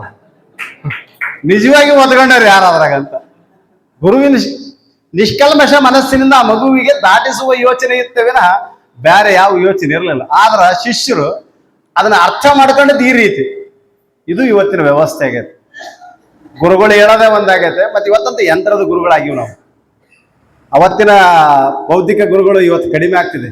ಯಾಕಂದ್ರೆ ಏನೋ ಅದಕ್ಕೆ ಯಾರ ಕಾರಣ ಅಂತ ನಾವು ಹೇಳಕ್ಕಾಗಲ್ಲ. ಆ ವ್ಯವಸ್ಥೆಯೊಳಗಿದ್ದಾಗ ಅದನ್ನೇ ಹೇಳ್ತಾರ, ಯಾವುದನ್ನು ಲಘು ಮಾಡಬೇಡಿ. ಲಿಂಗ ಜಂಗಮ ಪ್ರಸಾದವನ್ನ, ಅವುಗಳ ಮಹತ್ವ ಅರಿತು ಬದುಕು. ಅವುಗಳನ್ನ ನೀವು ಲಘು ಮಾಡಿದ್ರೆ ಎಂಥ ಗುರುವಾದರೂ ಕೂಡ ನೀನು ಲಘುವಾಗಿ ಬಿಡ್ತೀಯ, ನೀನು ಹಗುರಾಗಿ ಬಿಡ್ತೀಯ, ಸಣ್ಣವನಾಗಿ ಬಿಡ್ತೀಯ ಅನ್ನುವಂಥ ಮಾತು. ಜೊತೆಗೆ ಇವತ್ತಿನ ವ್ಯವಸ್ಥೆ ಬಗ್ಗೆ ಅಲ್ಲಮ ಪ್ರಭು ಅವತ್ತಿಗೆ ಬರೆದಿದ್ದಾರೆ. 12ನೇ ಶತಮಾನದಲ್ಲೇ ಗುರುವಿನ ಶ್ರೇಷ್ಠತೆ ಹೇಗಿತ್ತು, ಏನಾಗ್ತಿದೆ ಅನ್ನುವುದನ್ನು ಕೂಡ ಬರೆದಿದ್ದಾರೆ. ಕೃತಯುಗದಲ್ಲಿ ಶ್ರೀ ಗುರು ಶಿಷ್ಯಂಗೆ ಬಡಿದು ಬುದ್ಧಿ ಕಲಿಸಿದಡೆ ಆಗಲೇ ಮಹಾಪ್ರಸಾದವೆಂದೆನಯ್ಯ. ತ್ರೇತಾಯುಗದಲ್ಲಿ ಗುರು ಶಿಷ್ಯಂಗೆ ಬೈದು ಬುದ್ಧಿಯ ಕಲಿಸಿದಡೆ ಆಗಲೇ ಮಹಾಪ್ರಸಾದವೆಂದೆನಯ್ಯ. ದ್ವಾಪರದಲ್ಲಿ ಶ್ರೀ ಗುರು ಶಿಷ್ಯಂಗೆ ಶಂಕಿಸಿ ಬುದ್ಧಿಯ ಕಲಿಸಿದಡೆ ಆಗಲೇ ಮಹಾಪ್ರಸಾದವೆಂದೆನಯ್ಯ. ಕಲಿಯುಗದಲ್ಲಿ ಶ್ರೀ ಗುರು ಶಿಷ್ಯಂಗೆ ವಂದಿಸಿ ಬುದ್ಧಿ ಕಲಿಸಿದಡೆ ಆಗಲೇ ಮಹಾಪ್ರಸಾದವೆಂದೆನಯ್ಯ. ಗುಹೇಶ್ವರ, ನಿಮ್ಮ ಕಾಲದ ಕಟ್ಟಳೆಯ ಕಲಿತನಕ್ಕೆ ನಾನು ಬೆರಗಾದೆನು. ಸಾಕಿದು ಒಂದು ವಚನ ಸಾಕು. ಗುರುಗಳು ಅಂದು ಇಂದು ಎರಡರ ನಡುವೆ ಏನೇನಾಗೈತಿ ಇವತ್ತಿನ ಘಟನೆಗಳು. ಕೃತಯುಗದಲ್ಲಿ ಅವತ್ತು ಗುರುಗಳಿದ್ದಲ್ಲಿಗೆ ಶಿಷ್ಯರು ಬರ್ತಿದ್ರು, ಎಲ್ಲ ರೀತಿಗಳು ಶಿಕ್ಷೆಗಳಿರ್ತದ್ದು. ಅದು ಶಿಕ್ಷೆ ಅನ್ನಿಸ್ತಿದಿಲ್ಲ. ಅದು ಇವತ್ತು ಶಿಕ್ಷೆ ಬೇರೆ ಬೇರೆ ರೂಪ ಪಡ್ಕೊಂಡೈತೆ. ಅವತ್ತು ಗುರುಗಳ ಹೇಳುವ ಮಾತುಗಳು, ಬೈಯುವ ಬೈಗುಳಗಳು, ಬಡಿಯುವ ಹೇಟುಗಳು, ಅವು ತಿದ್ದುವ ಮಾತುಗಳಾಗಿರ್ತದ್ದು, ತಿದ್ದುವ ಯುವಗಳಾಗಿರ್ತದೆ. ಅದಕ್ಕೆ ನಮ್ಮ ಕಡೆ ಭಾಳ ಚೆನ್ನಾಗಿ ಹೇಳ್ತಿರ್ತಾರೆ. ಇದೇ ನಮ್ಮ ವಡಗಲ್ ಸರ್ ಅಂತಾರೋ, ಬಸ್ಕಿ ಸರ್ ಅಂತಾರೋ, ಗಗ್ಗೋಡ್ ಸರ್ ಅಂತಾರೋ, ಸ್ಟೇಷನ್ಯಾಗ ಜಾಸ್ತಿ ಯಾರು ಬಡಿಸ್ಯಾನಕತ್ತಾರಲ್ಲ ಅವ್ರು ಶಾಲೆಗೆ ಮಾಸ್ಟರ್ ಕೈಯಾಗ ಬಡಿಸ್ಯಾನ್ಲಾರ್ದಾರಂತ. ಶಾಲೆಗೆ ಯಾರು ಮಾಸ್ಟರ್ ಕೈಯಾಗ ಬಡಿಸ್ಕೊಂಡಾರ ಅವ್ರು ಯಾರು ಸ್ಟೇಷನ್ಗೆ ಜಾಸ್ತಿ ಹೋಗೋದಲ್ಲ. ಇದು ಇವತ್ತು ವ್ಯವಸ್ಥೆ. ಈ ಸ್ಥಿತಿಯಲ್ಲಿ ನಾವು ಗುರುಗಳನ್ನು ನೋಡಬೇಕಾಗೈತೆ. ಶರಣರು ಏನು ಹೇಳಿದ್ರು, ಶರಣರ ಕಾಲದ ಗುರುಗಳ ಸ್ಥಿತಿಗೂ ಇವತ್ತು ನಮ್ಮ ಕಾಲಕ್ಕೂ, ನಮ್ಮ ಸಂಗಮೇಶ್ವರ ಅಂತಿದ್ರು ಗುರುಗಳು, ನಮ್ಮ ಸಂಗಮೇಶ್ ಕೋಟೆ ಅಂತ, ಅವ್ರು ಹೇಳ್ತಿದ್ರು ಸರ್ಜಾಪುರ ಕಾಲ ಗುರುವಿನ ಪರಿಸ್ಥಿತಿ ಹೆಂಗಿರುತ್ತೆ ಹೇಳ್ತೀನಿ ನಿಮಗೆ. ಹುಡುಗ 3 ದಿವಸ ಆಗಿ ಶಾಲೆ ಬಿಟ್ಟು, ಶಾಲೆಗೆ ಬಂದ 4ನೇ ದಿನ ಯಾಕೆ ಬಂದಿ ಅಲ್ಲಿಂದ ಹೊರಗೆ ನಿಂತಿಸಿ ಬಡಿಯಾಕೈತಾರ. ಅವರಪ್ಪ ಬಂದಾರ, ಬೇಸ್ ಬಿಡ್ರಿ ಸರ್ ಅಂದ್ರು. ಬೇಸ್ಟೇ ಖುಷಿ ಆಗ್ಬಿಡ್ದು. ಇದ್ರಿಗಿಂತ ದೊಡ್ಡ ಖುಷಿ ಏನು ಬೇಕಿಲ್ಲ ನಮಗೆ. ಬಡಿ ಅಂದಾಗ ಅಲೇ ನೋಡಲಿ ನಿಮ್ಮ ಅಪ್ಪ ಎಷ್ಟು ಕಾಳಜಿ ಮಾಡ ಸರ್, ಅವ್ನು ಹೇಳಿನಿ ಶಾಲೆಗೆ ಹೋಗ್ಬೇಡಲ್ಲ ಅಂದಿನಿ, ಮತ್ತೆ ಇವತ್ತು ಬಂದ ನೋಡ್ರಿ ಬಡಿ ಅಂತ. ಇದು ನಮ್ಮ ಪೇರೆಂಟ್ಸ್ ಇವತ್ತು ಇಂಥವ್ರು ಇದಾರೆ ಅದ್ರಾಗ. ಇದು ಗುರುವಿನ ಸ್ಥಿತಿಯನ್ನು ಯಾವ ಕಡೆ ಒಯ್ತಿದೆ ಅನ್ನುವಂಥದ್ದು. ಒಂದು ಹುಡುಗಿಗೆ ನಂಬರ್ ತಪ್ಪಾಗಿದ್ದಣ ಹೋದ ವರ್ಷ, ಅವರಪ್ಪ ಬಂದು ಜಗ ಹೇಳಿದ್ರ, ನನ್ನ ಮಗಳಿಗೆ BP ಲೋ ಐತಿ, ಹೆಂಗ್ ಬೇಯ್ದೆ ಅಂತ. ಇದು ಇವತ್ತು ವಂದಿಸಿ ಬುದ್ಧಿ ಕಲಿಸಿದಡೆ ಆಗಲೇ ಮಹಾಪ್ರಸಾದ. 12ನೇ ಶತಮಾನ ಅಲ್ಲಮ ಪ್ರಭುಗಳ ದೃಷ್ಟಿ ಎಷ್ಟಿತ್ತು ನೋಡ್ರಿ. 21, 22ನೇ ಶತಮಾನದಲ್ಲೂ ಕೂಡ ಆ ಒಂದು ವಚನ ಜೀವಂತದೆ ಅವರು. ಅದಕ್ಕೆ ಶರಣರಿಗೆ ಸಾವಿಲ್ಲ, ಶರಣರ ಸಾಹಿತ್ಯಕ್ಕೆ ಎಂದೂ ಸಾವಿಲ್ಲ. ಅದು ಈಗಲ್ಲ, ಇನ್ನೂ 40 ಶತಮಾನಗಳು ದಾಟಿದ್ರು ಕೂಡ ಈ ವಚನ ಇನ್ನೂ ಹಂಗೆ ಅದನ್ನು ಬಳಸ್ತಿರ್ತೀವಿ. ಮತ್ತೆ ಅವತ್ತಿಗೂ ಜೀವಂತ ಇರ್ತವೆ. ಅಂತಹ ನುಡಿಗಳನ್ನ ನೀಡಿರುವಂಥ ನಿಮ್ಮ ಕಾಲದ ಕಟ್ಟಳೆಗಳನ್ನ ನಾವು ಹೇಳಲಿಕ್ಕೆ ಹೇಗೆ ಸಾಧ್ಯ ಅನ್ನುವಂಥದ್ದು ನೋಡಿದಾಗ ಗೊತ್ತಾಯ್ತು. ಇಷ್ಟು ಒಬ್ಬ ಗುರುವನ್ನ, ಗುರು ಅನ್ನುವ ಪದವನ್ನ ಎಷ್ಟು ಹೇಳಲಿಕ್ಕೆ ಹೇಳ್ತಾ ಹೋದ್ರು ಕೂಡ ಅದನ್ನ ಪರಿಮಿತಿ ಹಾಕ್ಲಿ ಸಾಧ್ಯ ಇಲ್ಲ. ಜಗದಾಗಲ್ಲ, ಮಿಗಿಲಾಗಲ್ಲ. ಆ ಒಂದು ಪದ ಸಾಕು ನಮ್ಮೊಳಗಿನ ಅರಿವನ್ನ ವ್ಯಾಪಿಸಲಿಕ್ಕೆ, ನನ್ನೊಳಗಿನ ಪ್ರಜ್ಞೆಯನ್ನ ಜಾಗೃತಗೊಳಿಸಲಿಕ್ಕೆ, ನನ್ನೊಳಗಿನ ಜ್ಞಾನವನ್ನ ಪಸರಿಸಲಿಕ್ಕೆ ಒಂದು ಮಾರ್ಗ ದೀವಿಗೆಯಾಗಿ, ದೀಪವಾಗಿ, ಹೇಗೆ ಕತ್ತಲನ್ನ ಓಡಿಸ್ಲಿಕ್ಕೆ ಸಣ್ಣ ಮಿಂಚು ಹುಳ ಸಾಕು ನೋಡ್ರಿ. ಎಂತ ಭಯಂಕರ ಕತ್ತಲಿದ್ರು ಕೂಡ ಅಲ್ಲೊಂದು ಸಣ್ಣ ಮಿಂಚು ಹುಳುವಿನ ಬೆಳಕು ಆ ಇಡೀ ಕತ್ತಲನ್ನೇ ಓಡಿಸುವ ತಾಕತ್ತಿರುತ್ತೆ. ಹೇಗೆ ಹಾಗೆ ಒಂದು ವಚನಗಳಲ್ಲೂ ಕೂಡ ಆ ಜ್ಞಾನದ ಹಂಚುವಿಕೆಯ ತಾಕತ್ತಿದೆ ಎನ್ನುವಂಥದ್ದನ್ನು ನೋಡ್ತಾ, ಜೊತೆಗೆ ಇಲ್ಲಿರುವ ಎಲ್ಲ ಗುರುಗಳು 35 ವರ್ಷ ಕಲಿಸಿದರೆ ಅಂತ ಶಿಷ್ಯ ಬಳಗ ಇದೆ. ಆ ಗುರು ಪರಂಪರೆ ಮುಂದುವರಿಲಿ. ಶರಣರ ದೃಷ್ಟಿಯಲ್ಲಿ ಒಬ್ಬ ಗುರು ಯಾವಾಗಲೂ ನಿರಂತರವಾದ ಗುರುವಾಗಿರ್ತಾನೆ. ಅದು ಆತ ಮಾರ್ಗಸೂಚಿಯೇ ವಿನಃ ವ್ಯಕ್ತಿ ಸೂಚಿ ಅಲ್ಲ, ಸ್ಥಿತಿ ಸೂಚಿಯೇ ಅಲ್ಲ ಎನ್ನುವಂತಹ ಒಂದು ಸಂದೇಶವನ್ನ ಶರಣರು ಕೊಡ್ತಾರೆ. ಈ ರೀತಿ ಶರಣರ ಸಂದೇಶದಲ್ಲಿ ಗುರುಗಳು ಹೇಗಿದ್ದಾರೆ ಎನ್ನುವಂತಹ ಸಂಕ್ಷಿಪ್ತವಾದ ಒಂದು ನೋಟವನ್ನ ನಿಮ್ಮೆದುರಿಗಿಡ್ಲಿಕ್ಕೆ ಅವಕಾಶ ಮಾಡಿಕೊಟ್ಟಿರುವಂತಹ ಎಲ್ಲ ನನ್ನ ಬಸವಾಭಿಮಾನಿಗಳಿಗೆ, ಸಮಯದ ಅಭಾವ ಇರೋದ್ರಿಂದ ಎಲ್ಲ ಬಸವಾಭಿಮಾನಿಗಳಿಗೆ, ಎಲ್ಲ ಸಹೋದರಿಯರಿಗೆ, ಸಹೋದರರಿಗೆ ಶರಣಾರ್ಥಿಗಳು.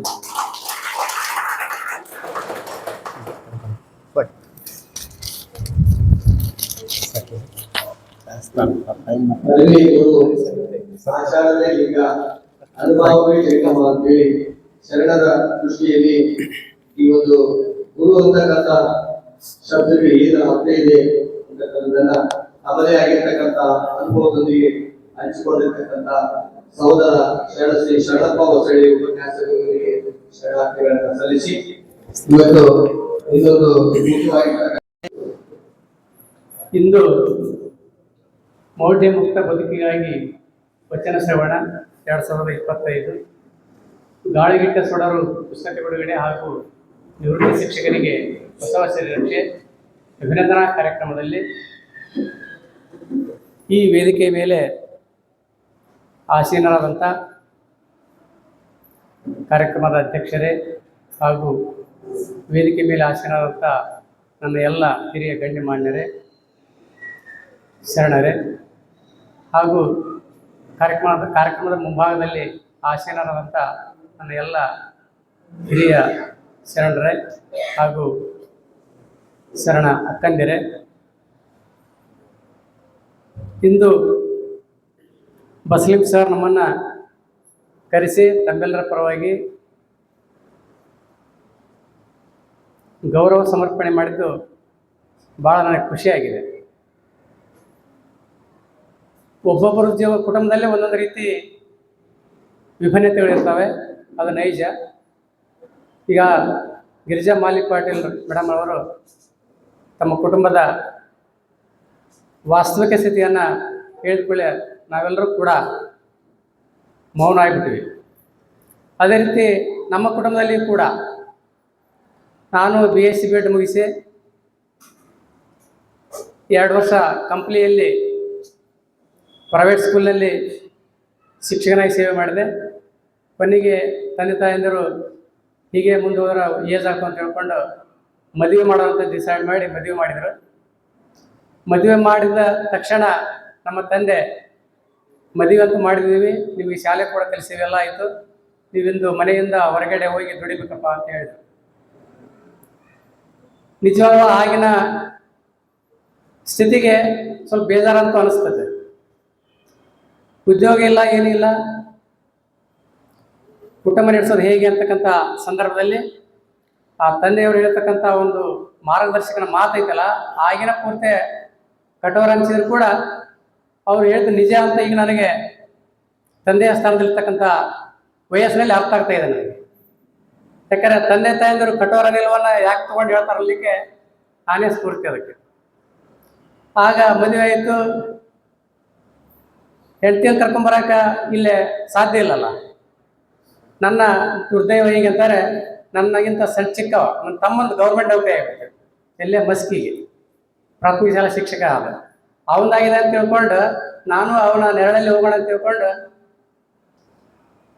ಪತ್ತೆ ಹಚ್ಚಿ ಬಂದ್ವಿ. ಆಗ ನನಗೆ ಮಾರ್ಗದರ್ಶಕ ದೇವರು ಉದ್ಯೋಗದಾತ ಪರಪತಿ ಸರ್ ಅವರು. ನಿಜವಾಗ್ಲೂ ಎಲ್ಲಾದರೂ ಹೇಳ್ತೀನಿ, ನಾನು ಜೀವನದಕ್ಕೂ ಬದುಕಿರೋವರೆಗೂ ಕೂಡ ಹೇಳ್ತೀನಿ. ನಾನು ಬರೀ ಕೈಲೇ ಗುಡ್ದೂರಿಗೆ ಬಂದಾಗ ಉದ್ಯೋಗ ಕೊಟ್ಟರೆ ಸಾಕಾಗಿತ್ತು ನನಗೆ. ಯಾಕಂದರೆ ಶಿಕ್ಷಕ ಅನಿಸ್ಕೊಂಡ್ರೆ ಸಾಕಂತಕ್ಕಂಥ ಒಂದು ಸ್ಥಿತಿ ನನಗಿತ್ತು. ಆಗ ಬಂದು ಅವಾಗ ಭಾಳ ಖುಷಿಯಿಂದ ನನ್ನ ಸ್ವಾಗತ ಮಾಡಿಕೊಂಡು ನನಗೆ ಆ ಶಾಲೆಯಲ್ಲಿ ಪಾಠ ಮಾಡಲಿಕ್ಕೆ ಅವಕಾಶ ಮಾಡಿಕೊಟ್ರು. 32 ವರ್ಷ ಸೇವೆ ಸಲ್ಲಿಸಿದ್ರು ಕೂಡ ಅವ್ರು ನನಗೆ ಹಿರಿಯ ಅಣ್ಣ ಇದ್ದಂಗೆ, ತಂದೆ ಇದ್ದಂಗೆ ಮಾರ್ಗದರ್ಶಕ ಮಾಡಿದರು ಅವರು. ಇವತ್ತಿಗೂ ಕೂಡ ನಾವು ವಾದ ವಿವಾದ ಎಂದಿಗೂ ಕೂಡ ಮಾಡಿಲ್ಲ. ನಮ್ಮ ಕುಟುಂಬ, ತಮ್ಮ ಕುಟುಂಬ, ಎಲ್ಲರ ಕುಟುಂಬಗಳನ್ನ ನಾವು ಹಂಚಿಕೊಂಡು ಬರ್ತೀವಿ. ಅಂಥ ಒಂದು ನಮ್ಮ VCB ಶಾಲೆಯ ಕುಟುಂಬದ ಶಿಕ್ಷಕರ ಕುಟುಂಬ ನಮ್ಮ. ಈಗಾಗಲೇ ಬಸಲಿಂ ಸರ್ ಹೇಳಿದ್ರಲ್ಲ, ನನಗೆ ಪ್ರತಿ ಹಂತದಲ್ಲಿ ಕೂಡ ಸಹಾಯ ಮಾಡತಕ್ಕಂಥ ಪಂಪಾಜ್ ಸರ್ನ ಯಾವಾಗಲೂ ಮರೆಯಂಗಿಲ್ಲ. ಜೊತೆಗೆ ನನ್ನ ದುರ್ದೈವ ನೋಡ್ರಿ, 2007ರಾಗ CET ಎಕ್ಸಾಮ್ 2-3 ಸಲ ಬರುತ್ತೆ. ಇಲ್ಲ ನೀವು ಹೋಗಿ ಕೋಚಿಂಗ್ ತೊಗೊಳ್ರಂತೆ ಆದರ್ಶ್ ಸರ್ ನನ್ನ ಇಬ್ಬರನ್ನೂ ಕಳಿಸಿದ್ರು. 3 ತಿಂಗಳು ಶಾಲೆಗೆ ಇದ್ದಿಲ್ಲ. ಜನ ಏನಂತಾರೆ ಗೊತ್ತಿಲ್ಲ, ಅದನ್ನೆಲ್ಲ ಸಹಿಸ್ಕೊಂಡ್ರು ಅವರು. ಪಾಲಕರು ಎಷ್ಟು ಬೈದಾರೋ ಏನಂತಾರೆ ಎಲ್ಲ ಸಹಿಸ್ಕೊಂಡ್ರು ಅವರು. ಇಲ್ಲ ನಿಮಗೆ ಒಳ್ಳೇದಾಗಲಿ ಅಂತ ಕಳಿಸ್ತೀನಿ, ಹೋಗಿ ಬರೋಣ. ಅವಾಗಲೂ ಕೂಡ ಗೌರ್ಮೆಂಟ್ ಆಗಲಿಲ್ಲ ನನಗೆ. ಆವಾಗ ಮನೆಗೆ ಬಂದೆ, ನಾನು ಶಾಲೆಗೆ ಹೋಗಬಾರ್ದಂತ ನಿರ್ಧಾರ ಮಾಡಿದೆ. ಜಿಗುಪ್ಸೆಗೊಂಡಿದ್ದೆ ನಿಜವಾಗ್ಲು. ಆಗ ಪಂಪಾಜ್ ಸರ್ ನನಗೆ ಹೇಳಿದರು, ನಿನಗಿಂತ ಹಿರಿಯ ನಾನಿದ್ದೀನಲ್ಲಪ್ಪ, ನನಗೆ ಉದ್ಯೋಗ ಇಲ್ಲಲ್ಲ, ನೀ ಬಾ, ಎದ್ದು ಬಾ, ನೀನು ಮನೆಯಿಂದ ಹೊರಗೆ ಬಾ, ನೀವು ತಲೆ ಕೆಡಿಸ್ಬೇಡ, ದೇವ್ರು ಇರ್ತಾನ, ಆ ಒಳಗೊಳ ಚೆನ್ನ ಬಿಸಿ ತಾತವನಿಗೆ ಏನು ಅನ್ಯಾಯ ಮಾಡಲ್ಲ. ಅದು ನಿಜ ಆಯಿತು. ಗೌರ್ಮೆಂಟ್ ಆಗಲಿಲ್ಲ. ಗೌರ್ಮೆಂಟ್ ಲಿಸ್ಟ್ ಹಚ್ಚಿದ್ರು, 1 ವಾರದೊಳಗೆ ನಮ್ಮ ಶಾಲೆ ಗ್ರ್ಯಾಂಟ್ ಆಗಿದೆ. ಅವಾಗ ನಾನು ಅಂದ್ಕೊಂಡೆ, ನಿಜವಾಗ್ಲೂ ದೇವರು ನಮ್ಮ ಜೊತೆಗೆ ಇರ್ತಾರೆ, ನಮ್ಮ ಜೊತೆಗೆ ಇರ್ತಾರೆ. ನಮ್ಮ ಶ್ರಮ, ನಮ್ಮ ಪ್ರಾಮಾಣಿಕತೆ ಎಲ್ಲಿರ್ತಾರೆ ಅಲ್ಲಿ ಜೊತೆಗೆ ಇದ್ದೇ ಇರ್ತಾರೆ. ಆ ಒಂದು ದೇವರನ್ನು ಅವ್ರ ಮೂಲಕ ಕಂಡುಕೊಂಡೆ ನಾನು. ಅವ್ರು ನನಗೆ ಭಕ್ತನ ಕೊಟ್ಟರು. ಅವಾಗ ಜಿಗುಪ್ಸೆಗೊಂಡಾಗ ಏನಾಗ್ತಿತ್ತೋ ಗೊತ್ತಿಲ್ಲ. ಆದರೆ ನನಗೆ ಹೊರ ಕರೆಯೋದು ಇನ್ನೊಂದು ಜೊತೆಗೆ ಬಾ ಅಂತ ಹೇಳಿದ್ರಲ್ಲ, ಧೈರ್ಯ ಕೊಟ್ರಲ್ಲ, ಅದು ನಿಜವಾಗ್ಲೂ ಸುತ್ತಾರ ಹೇಳಲಿಕ್ಕೆ ಸಾಲಂಗಿಲ್ಲ. ಹೀಗೆ ಅವ್ರ ಜೊತೆಗೆ ನಾನು ಸಹಶಿಕ್ಷಕನಾಗಿ ಸೇವೆ ಮಾಡಿದ್ದೀನಲ್ಲ, ಭಾಳ ಸಂತೃಪ್ತಿ ಜೀವನ ನನಗೆ, ಭಾಳ ಖುಷಿ ಇದೆ. ಗುಡದೂರು ಗ್ರಾಮದ ಸುತ್ತಮುತ್ತಲೂ ಎಲ್ಲ ಗ್ರಾಮದ ಪಾಲಕ ಬಂಧುಗಳು ನನಗೆ ಭಾಳ ಅನ್ಯೋನ್ಯವಾಗಿ ಭಾಳ ಪ್ರೀತಿಯಿಂದ ಕಾಣ್ತಾರೆ. ಯಾಕಂದರೆ ಎಲ್ಲ ವಿದ್ಯಾರ್ಥಿಗಳು ನಮ್ಮಲ್ಲಿ ಓದಿ ಒಳ್ಳೆ ಸ್ಥಾನಮಾನ ಸಮಾಜದಲ್ಲಿ ಕಂಡುಕೊಂಡಿದ್ದಾರಲ್ಲ, ಅದು ಭಾಳ ಖುಷಿ ನನಗೆ. ಜೊತೆಗೆ ನನ್ನ ಮಗ ಸೆಕೆಂಡ್ ಇಯರ್ ಸೈನ್ಸ್ ಓದ್ಬೇಕಾದ್ರೆ ಇಲ್ಲೇ ಜ್ಞಾನಜ್ಯೋತಿ ಕಾಲೇಜಿನಲ್ಲಿ ಓದ್ತಾ ಇದ್ದ, ಹಿರೇ ಮಗ. ಅವಾಗ ಫಸ್ಟ್ ಇಯರ್ ಓದುವಾಗ ಇಲ್ಲೇ ಬಿ ಸಿ ಎಂ ಹಾಸ್ಟೆಲ್ ಸೇರಿಸಿದ್ದೆ. ಅವನಿಗೆ ಆರಾಮಿದ್ದಿಲ್ಲ, ರಾತ್ರಿ 12 ಗಂಟೆ ಆಗಿತ್ತು. ಅವಾಗ ಅವ್ರ ಸ್ನೇಹಿತರಿಂದ ಫೋನ್ ಬಂತು, ಇಲ್ಲ ನಿಮ್ಮ ಸಂಗಮೇಶಿಗೆ ಆರಾಮಿಲ್ಲ, ಅರ್ಜೆಂಟ್ ಬರ್ಬೇಕ್ರಿ ಅಂತೇಳಿ. ಅವಾಗ ಬಸಲೇಂ ಸರ್ ಫೋನ್ ಮಾಡಿದ್ರು, ನೀವು ಬರಕ್ಕೆ ಹೋಗ್ಬೇಡಿ ಸರ್, ರಾತ್ರಿ ಆಗಿದೆ, ಮಸ್ಕಿಂದ ಬರಕ್ಕೆ ಯಾವ ಬಸ್ ಇರೋಂಗಿಲ್ಲ, ನೀವು ದಯವಿಟ್ಟು ಅಲ್ಲೇ ಇರ್ರಿ, ನಾವು ಇಲ್ಲೇ ಇರ್ತೀವಿ, ನಾವು ಕರ್ಕೊಂಬಂದಾಗಲಿ ಈಗ ಶಂಕರ್ ಹಾಸ್ಪಿಟ್ಲಾಗಿ ಜಾಯಿನ್ ಮಾಡೀವಿ ಅಂತೇಳಿ ಅವರು ಕಾಳಜಿ ಮಾಡಿದರು. ಕಾಳಜಿ ಅಷ್ಟಿಷ್ಟಲ್ಲ, ನಿಜವಾಗ್ಲೂ ಸಾವಿತ್ರಿ ಅಕ್ಕ ಮತ್ತು ಬಸವೇಪ್ಪಣ್ಣ ಹೆಂಗಿದಾರೆ ಅಂತಂದರೆ ನನ್ನ ನಿಜವಾದ ಕಣ್ಣುಗಳು. ಅವರು ಡಾಕ್ಟ್ರ್ ಹೇಳಿದ್ರು, ಶಂಕರ್ ಪಾಟೀಲ್ ಹಾಸ್ಪಿಟ್ಲ್ ತೆಗೆದ್ರು. ಅವ್ರು ಇನ್ನೂ ಸ್ವಲ್ಪ ದಿವಸ ಇನ್ನೊಂದು 4-5 ತಾಸು ಬಿಟ್ಟಿದ್ರೆ ಭಾಳ ತೊಂದರೆ ಆಗ್ತಿತ್ತು. ಆದರೆ ಸಮಯಕ್ಕೆ ಸರಿಯಾಗಿ ಆಸ್ಪತ್ರೆಗೆ ಕರ್ಕೊಂಬಂದು ಆರೈಕೆ ಮಾಡಿಸಿದ್ದು ಭಾಳ ಒಳ್ಳೇದಾಗ್ತದೆ ಅಂತಿದಾರಲ್ಲ, ಅವ ನನ್ನ ಮಗನ ದೇವ್ರು ಯಾರು ಇವರೇ ನಿಜವಾಗ್ಲು. ಯಾರು ಬಸಲಿಂಗಪ್ಪ ಮತ್ತು ಸಾವಿತ್ರಿ ಅಕ್ಕ. ಯಾಕಂದರೆ ಸಕಾಲಕ್ಕೆ ಬಂದು ಆ ಮಗುವಿಗೆ ಚಿಕಿತ್ಸೆ ಕೊಡಿಸೋದಲ್ಲದೆ ಅಲ್ಲೇ ಸೊಳ್ಳೆ ಎಲ್ಲ ಕಡಿಸ್ಕೊಂಡು ಬೆಳತಾನ ಆ ಮಗುವಿನ ಜೊತೆಗೆ ಅದಾರ. ನೋಡ್ರಿ ಯಾರು ಇರ್ತಾರೆ, ಮಗುವಿನ ಜೊತೆಗೆ ಅದಾರ, ನಮ್ಮ ಮಗನ ಜೊತೆಗೇನೆ ಅದಾರ. ನೀವು ಆರಾಮ್ ಬೆಳಿಗ್ಗೆ ಬರ್ರಿ ಸರ್ ಅಂತಂದ್ರು. ಆದ್ರೆ ಸಮಾಧಾನ ಆಗಲಿಲ್ಲ, ನಾನು 2-3 ಗಂಟೆ ಬಂದೆ. ಆದ್ರೂ ಕೂಡ ನಾ ಬಂದರೂ ಕೂಡ ನೀವು ಆರಾಮಿರಿ ಹೊರಗಡೆ ಹೋಗಿ ಅಂತೇಳಿ ತಾವೇ ಇದ್ರು. ಸಾವಿತ್ರಿ ಅಕ್ಕ ಇದ್ರು, ಬಸವಪ್ಪ ಅವ್ರು ಇದ್ರು. ಹೀಗಾಗಿ ಆಗಿನ ಪರಿಸ್ಥಿತಿ ಒಳಗೆ ಖರ್ಚು ವೆಚ್ಚ ಸಹಿತ ನೀವು ಏನು ಕೊಡ್ಬೇಡ್ರಿ ಅಂತಂದ್ರು. ನೋಡಿ ವಿಚಾರ ಮಾಡ್ರಿ, ಎಂಥ ದೊಡ್ಡ ಗುಣ ಇದು. ಹೀಗಾಗಿ ಆಪತ್ಕಾಲದಲ್ಲಿ ಆದವರೇ ಆಪತ್ ಬಾಂಧವ ಅಂತ ತಮಗೆಲ್ಲರಿಗೂ ಗೊತ್ತಿದೆ. ಆ ಪ್ರಕಾರ ನನ್ನ ವೈಯಕ್ತಿಕ ಜೀವನದಲ್ಲಿ ಯಾರ್ಯಾರು ಯಾವ ರೀತಿ ನಮಗೆ ಸಹಾಯ ಸಹಕಾರ ಮಾಡಿದ್ರಲ್ಲ, ಅವನ ಜೀವನ ಪರ್ಯಂತ ಮರೆಯೋಂಗಿಲ್ಲ. ನನ್ನ ಮಕ್ಕಳಿಗೆ ಕೂಡ ಹೇಳಿದ್ದೀನಿ, ಅವರಿಗೆ ನಿರಂತರ ಚಿರಋಣಿಯಾಗಿರ್ಬೇಕಂತ ಹೇಳಿ. ಅದೇ ರೀತಿ ನೀವು ಕೂಡ ಅವರ ಹಾಗೆ ಮುನ್ನುಗ್ರಿ ಅಂತಕ್ಕಂಥ ಮಾತು ಕೂಡ ಹೇಳ್ತಾ ಇದ್ದೇನೆ. ಈಗ ಅವರೆಲ್ಲರ ನಿಮ್ಮೆಲ್ಲರ ಶರಣರ ಆಶೀರ್ವಾದದಿಂದ ನನ್ನ ಮಗನಿಗೆ ಸರ್ಕಾರಿ ನೌಕರಿ ಆಯಿತು, ಬಹುಬೇಗ ಆಯಿತು. ನನಗೆ 30 ವರ್ಷ 40 ವರ್ಷ ಸರ್ಕಾರಿ ನೌಕರಿ ಸಿಗಲಿಲ್ಲ. ನನ್ನ ಮಗನಿಗೆ 19ನೇ ವರ್ಷಕ್ಕೆ ಸರ್ಕಾರಿ ನೌಕರಿ ಸಿಗ್ತದೆ. ಇದಕ್ಕೆಲ್ಲ ಕಾರಣ ನಾನು ಮಾಡ್ತಕ್ಕಂಥ ಪ್ರಾಮಾಣಿಕ ಸೇವೆ, ಜೊತೆಗೆ ನಿಮ್ಮೆಲ್ಲ ಹಿರಿಯ ಶರಣರ ಆಶೀರ್ವಾದ, ದೇವರ ಆಶೀರ್ವಾದ, ಸ್ನೇಹಿತರ ಎಲ್ಲ ಒಳ್ಳೆ ಗುಣಗಳು, ಅವರ ಆಶೀರ್ವಾದ ಕೂಡ ನನ್ನ ಮೇಲಿದೆ, ನನ್ನ ಕುಟುಂಬದ ಮೇಲಿದೆ ಅಂತಕ್ಕಂಥ ವಿಶ್ವಾಸ ಕೂಡ ನನಗಿದೆ. ಆ ನಂಬಿಕೆಯಿಂದ ಬದುಕಲಿಕ್ಕತ್ತೀವಿ. ಜೊತೆಗೆ ಇನ್ನೊಬ್ಬ ಮಗಳು, 2ನೇ ಮಗಳು ಕೂಡ ಎಲ್ಲ ಒಳ್ಳೆ ರೀತಿ ವ್ಯಾಸಂಗ ಮಾಡಿದಾಳೆ. ಅವಳಿನ್ನೂ ಉದ್ಯೋಗ ಪಡೆಯುವ ಸ್ಥಿತಿಯಲ್ಲಿದ್ದಾಳೆ. ಅವಳು ಕೂಡ ಆರೋಗ್ಯವಾಗಿದ್ದಾಳೆ. ಒಟ್ಟಾರೆಯಾಗಿ ನಮ್ಮ ಕುಟುಂಬವು ಕೂಡ ಎಲ್ಲ ರೀತಿಯಿಂದ, ನಮ್ಮ ತಂದೆಯವರು ಕೂಡ ಇವತ್ತಿಗೂ ಕೂಡ ಇದ್ದಾರೆ. ಅವರಿಗೆ ಈಗ 92 ವರ್ಷ ವಯಸ್ಸು. ಅವ್ರು ನನಗಿಂತ ಗಟ್ಟಿದಾರ. ಅಂದ್ರೆ ಅದ್ರ ಅರ್ಥ ಇಷ್ಟೇ, ಒಳ್ಳೆಯ ಕುಟುಂಬ, ತಾವು ಸ್ವಾವಲಂಬಿಯಾಗಿ ಬರ್ತಕ್ಕಂಥ ಜನ ಅವರು. ಆಮೇಲೆ ಕೃಷಿಕ, ರೈತ, ಏಳಿಗೆ ರೈತ, ಕೋಟಿ ವಿದ್ಯೆಗಳಲ್ಲಿ ಮೇಟಿ ವಿದ್ಯೆ ಮೇಲಂತಕ್ಕಂಥ ಮಾತನಾಡಿಕೊಂಡು ಆಗಿನ ಕಾಲದಲ್ಲಿ ಮುಲ್ಕಿ ಪರೀಕ್ಷೆ ಅಂತಿದ್ವು. ಅವಾಗ ಪಾಸಾಗಿ ಶಿಕ್ಷಕ ನೌಕರಿ ಬಂದಿತ್ತಂತ. ನಮ್ಮ ಅಜ್ಜಿ ಆತನ ಕಳಿಸ್ಲಿಲ್ಲ. ಯಾಕೆ ಕಳಿಸ್ಲಿಲ್ಲ ಅಂದ್ರೆ ಒಬ್ಬನೇ ಮಗ ಇದ್ವಿ, ಅವಾಗ ನೌಕರಿಗೆ ಯಾರು ಕಳಿಸ್ತಿದ್ದಿಲ್ಲ.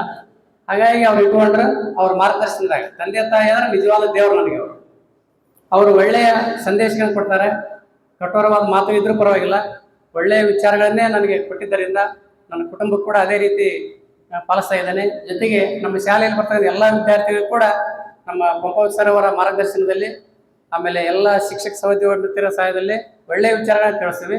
ಜೊತೆಗಿನ ಸಹೋದ್ಯೋಗಿ ಮಿತ್ರರಾಗಿ ಬಸಲೇಂ ಸರ್ ವಿಚಾರ ಹೇಳ್ಬೇಕಂದ್ರೆ ನನಗೆ ಎಲ್ಲರಿಗಿಂತ ಭಾಳ ಆತ್ಮೀಯ ಅವರು.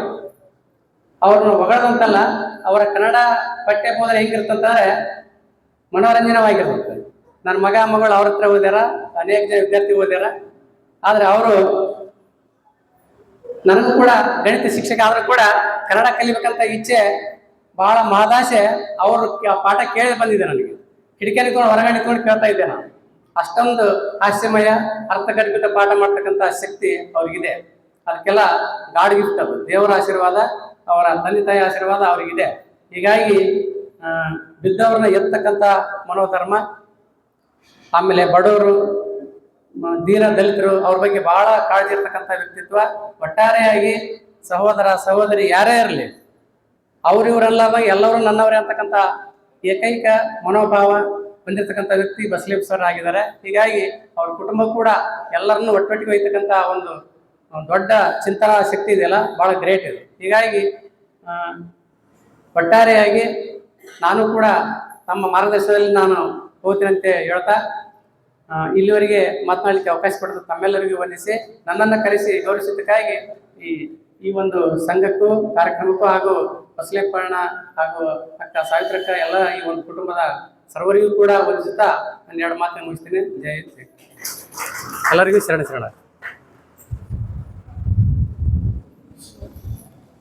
ನಮ್ಮ ವೃತ್ತಿ ಜೀವನದ ಅನುಭವಗಳನ್ನ ಮತ್ತು ಏಳುಬೀಳುಗಳನ್ನ ನಮ್ಮ ಜೊತೆಗೆ ಹಂಚಿಕೊಂಡಿರ್ತಕ್ಕಂಥ ಶ್ರೀ ಶರಣಪ್ರಸಾದ್ ಸಿಗಡಿಯವರಿಗೆ ಶರಣಾರ್ಥಿಗಳನ್ನು ಸಲ್ಲಿಸಿ, ಈಗ ಗಾಳಿಗೆ ಸುಡಲು ಈ ಒಂದು ಕೃತಿಯ ಲೇಖಕರಾಗಿರ್ತಕ್ಕಂಥ ಶರಣೆ ಶ್ರೀ ಗಿರಿಜಾ ಮಾಲಿಪಾಟೀಲ್ ಇವರಿಗೆ ಗೌರವ ಸನ್ಮಾನ, ಶರಣೆ ಅಂಬಮ್ಮ, ಶರಣೆ ಅನ್ನಪೂರ್ಣಮ್ಮ, ಶರಣೆ ಲಕ್ಷ್ಮಿ ಇವರು 3 ಜನ ಬಂದು ಇವರಿಗೆ ಗೌರವಿಸುವಂತ ಕೇಳಿಕೊಳ್ಳಲಾಗಿದೆ. ಶರಣೆ ಅಪ್ಪಮ್ಮನವರು, ಶರಣೆ ಅನ್ನಪೂರ್ಣಮ್ಮ, ಶರಣೆ ಇರ್ತಕ್ಕಂಥ ಲಕ್ಷ್ಮಿ ಹಾಗೆ ಶರಣೆ ಚೆನ್ನಮ್ಮನವರು. ಬಾರಮ್ಮ ಗಿರಿಜಮ್ಮ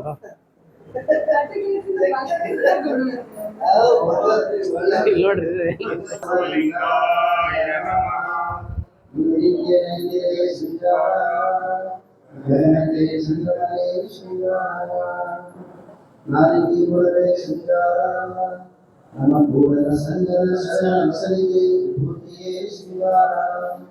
ಓಂ ಶ್ರೀ ಗುರು ಬಸವಲಿಂಗಾಯ ನಮಃ. ಓಂ ಶ್ರೀ ಗುರು ಬಸವಲಿಂಗಾಯ ನಮಃ. ಓಂ ಶ್ರೀ ಗುರು ಬಸವಲಿಂಗಾಯ ನಮಃ.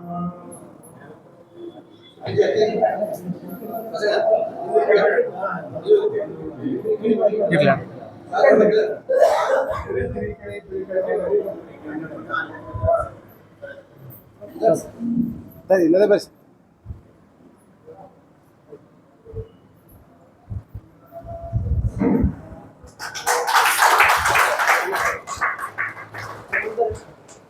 ಇಲ್ಲ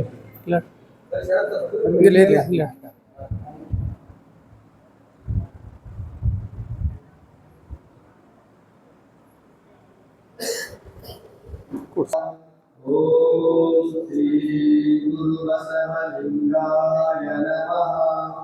ಓಂ ಶ್ರೀ ಗುರು ಬಸವಲಿಂಗಾಯ ನಮಃ. ಓಂ ಶ್ರೀ ಗುರು ಬಸವಲಿಂಗಾಯ ನಮಃ. ಹೀಗೆ ಪತ್ರವನ್ನು ಗೌರವಿಸುವ ದೃಷ್ಟಿಗೆ ಇನ್ನು ಎಲ್ಲ ವಿದ್ಯಾರ್ಥಿಗಳು ಇದೇ ರೀತಿಯಾಗಿ ಹೆಚ್ಚಿನ ಅಂಕಗಳನ್ನು ತೆಗೆದುಕೊಂಡು ಒಳ್ಳೊಳ್ಳೆ ಉನ್ನತವಾಗಿರ್ತಕ್ಕಂಥ ಹುದ್ದೆಗಳನ್ನು ಅಲಂಕರಿಸಿದ ಅಂತ ಹೇಳಿ. ಯಾಕಂದ್ರೆ ಆಲ್ ಇಂಡಿಯಾ ರ್ಯಾಂಕ್ ಎಕ್ಸಾಮ್ ಅಲ್ಲಿ 593 ಅಂಕ ಸಾಮಾನ್ಯ ಅನ್ನೋದು ಅದು ಈ ಸಲ ಪತ್ರಿಕೆ ಭಾರಿ ಟಫ್ ಇತ್ತು ಅಂತ ಕೇಳಿದ್ವಿ ನಾವು. ಯಾಕಂದ್ರೆ 450 40 ಮಕ್ಕಳು ಆಗ್ಯಾವ. ಇವ್ರು 593 ಅಂಕ ಪಡೆದು ಇವತ್ತು ಟಾಪ್ 10 ಅಲ್ಲಿ ದೇಶದ 10 ಉತ್ತಮ ಕಾಲೇಜುಗಳಲ್ಲಿ ಬೆಂಗಳೂರು ಕೂಡ ಒಂದು ಕರ್ನಾಟಕ ಮೆಡಿಕಲ್ ಕಾಲೇಜ್ ಅಲ್ಲಿ ಸೀಟ್ ಸಿಗಲಿ. ಅದಕ್ಕೆ ಜೋರಾದ ಚಪ್ಪಾಳೆಯೊಂದಿಗೆ ಸಾಧನೆ ಬಿಡ್ತಾರೆ.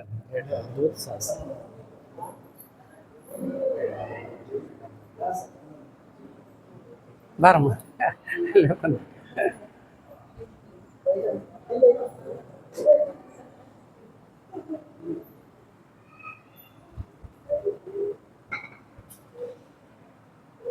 ಹಾಗೆ ಇದು 5 ನಿಮಿಷದಲ್ಲಿ ಕಾರ್ಯಕ್ರಮ ಮುಗಿಸ್ತಾ ಇದೆ. ಈಗ